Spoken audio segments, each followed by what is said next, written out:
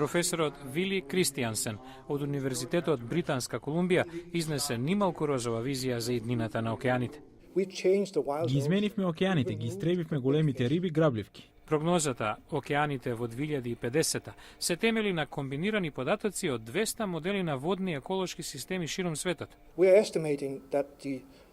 Бројот на големите риби грабливки, оние кои јадат помали риби, се намалиле за 2/3 во последните 100 години. Опаѓањето и натаму е надвор. Истовремено, бројот на помалите риби, како сардини и харинги, речиси двојно нараснал. Прекомерниот риболов, загадувањето и климатските промени се главни закани по здравјето на океаните. Ќе има се помалку стабилни еколошки системи во океаните, ќе има повеќе риби кои што се плен, а ќе се намалува бројот на грабливките кои го контролираат еколошкиот систем. Рибите предатори се потребни за одржување на рамнотежата. Кристијансен препорачува да се јаде она што го има во изобилство.